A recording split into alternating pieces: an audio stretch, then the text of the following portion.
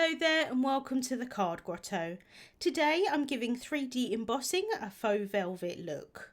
So let's get started. I have die cut a tag from Nina Classic Crest £110 solar white cardstock using the Altenew Terrific Tags dies. I'm creating a tag today, but this would work really well for card panels or anything like that as well. I'm going to add some ink blending on top of the tag using the Altenew Bubblegum Dreams collection.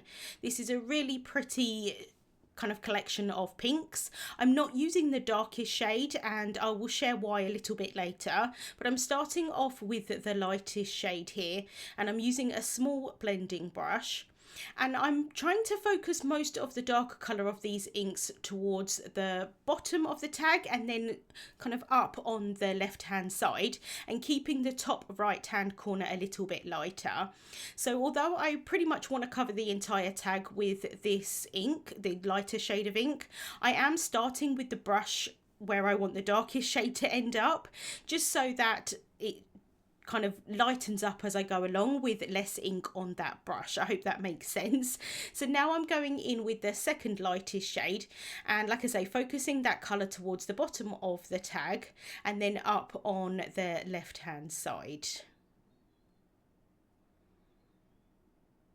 And at this point I'm bringing in my embossing folder that I'm going to use because I want the bulk of the darker colour to be focused on where the image is on that embossing folder. So I needed to kind of figure out how high up I wanted that ink to be, and I do want it to be quite a lot higher up than I had added it initially.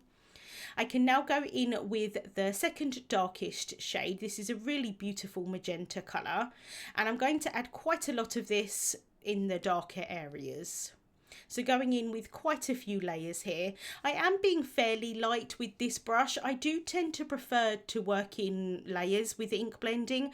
I do tend to find that I get a smoother application that way.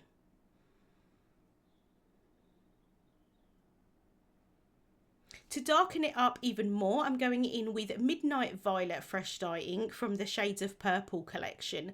And the reason I'm using this rather than the darkest shade in the Bubblegum Dreams collection is because that one has a little bit more of a red tone to it, and I wanted to keep it more on the pink sort of purpley tones. So that's why I'm going in with the purple, and it doesn't necessarily read as purple, but it does just darken up those areas really nicely. It kind of mixes with that magenta colour and I get a really nice dark magenta. So I can now place my tag inside of the Garden Whispers 3D embossing folder, and that's part of the Altenew Craft Your Life project kit, which is also called Garden Whispers. So just placing it where I think I want it to be, and then I can close that embossing folder. I'm then going to run it through my die cutting machine. Now I'm using the Platinum 6 today. I've got the base plate followed by a shim, then my embossing folder, and then the adapter plate D on top. And I find that this sandwich works really well for these Altenew 3D embossing folders.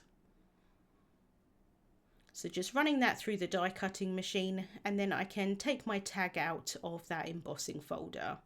And I think it looks really pretty as is, but I am going to step it up a little bit more. I find that if I add the ink blending onto cardstock and then run it through my die cutting machine with an embossing folder, I don't tend to get so much cracking of the image of the embossing folder because that ink has added some moisture onto the cardstock. But unfortunately in this case I did get a little bit of cracking, so I'm just going over with the lightest shade and that's going to cover that up and no one's going to notice. And then I felt that I wanted that bottom area to be even darker than it was, so I'm going back in with that Midnight Violet shade just to really darken up those areas.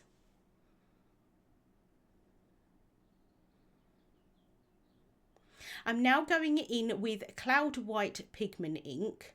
I'm going to smush some of that onto my mat here.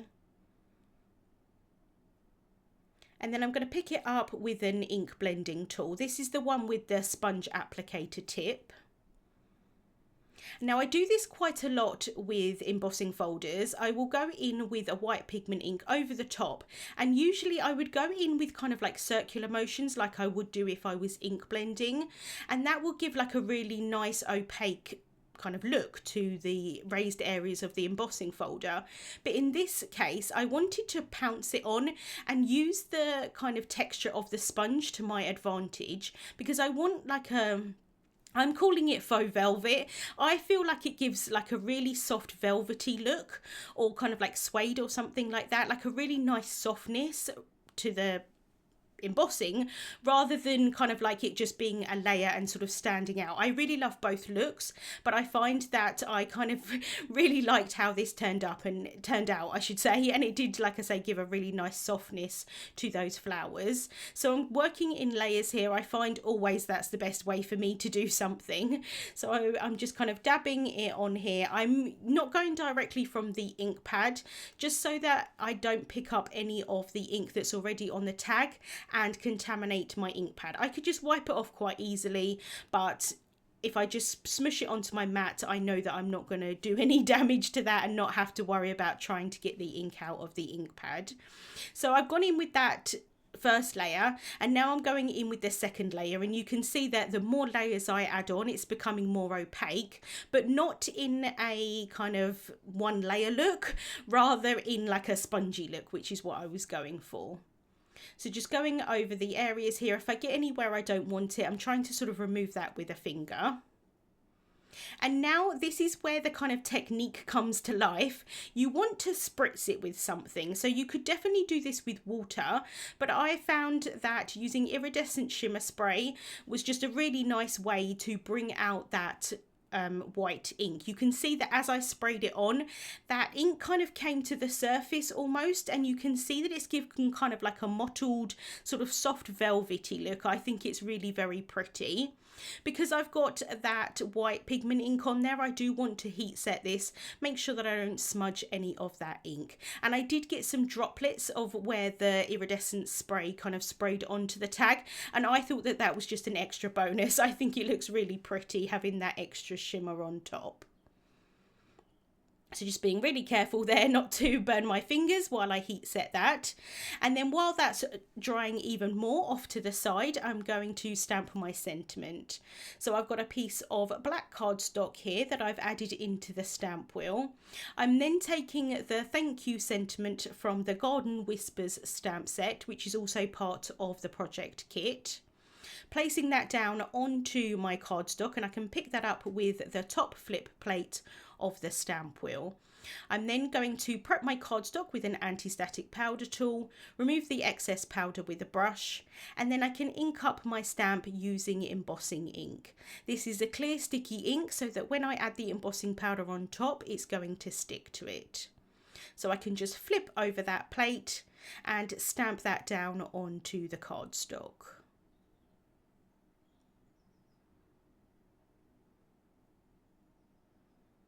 I can remove that from the stamp wheel, and then I can apply some pure white crisp embossing powder. And I do like to apply embossing powder a few times, tap off the excess just to make sure that I get a really nice coverage of that powder.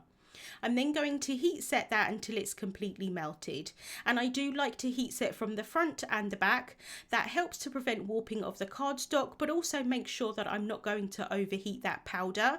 If you overheat embossing powder, it can go a little bit grainy and it doesn't look so nice, so I want a really nice smooth look to that embossing. If I've missed any areas or a couple of areas from that embossing, I can go in with a white gel pen and no one's going to ever know that that didn't emboss perfectly.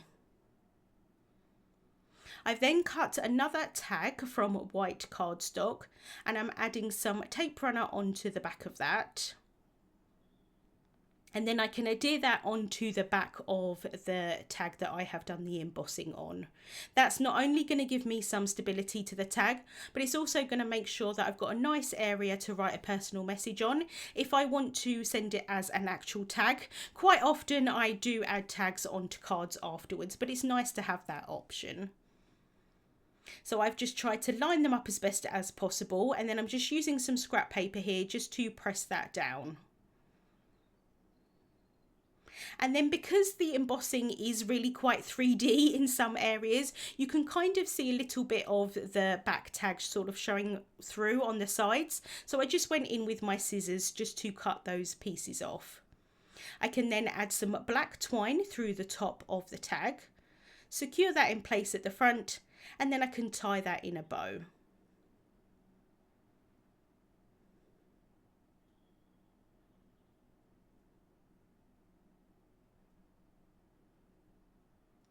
Once I'm happy with the size of the bow, then I can cut those tails down with some scissors. And then Altenew have released lots of new sizes of instant dimension foam tape. This is the slightly thinner one, so the width is 1/4 of an inch, which is great for sentiments in particular. And because this sentiment is so small, I do still need to cut this piece up, but ordinarily if I just had a sentiment strip or something like that, it works out a little bit better than the slightly thicker width of the foam tape. So I can just remove the backings with some tweezers. And then I can place that down onto the tag. And I tend to just kind of place things down really lightly to start with, make sure that they're straight, and then I can go in and then press down afterwards. So that wasn't quite 100% straight, so just moving that a little bit and then pressing that down. I decided not to add any embellishments onto this tag just because of all that beautiful shimmer that's on it from that iridescent shimmer spray, but I do think it would look nice maybe with some iridescent gems or some black enamel dots or something like that. But that is the tag finished for today. I really love that kind of faux velvety soft look. I think it's really pretty and I'm definitely going to try it again. Links to the products that I used will be listed in the description bar on YouTube and also over on my blog. Thank you so much for watching and I'll see you soon.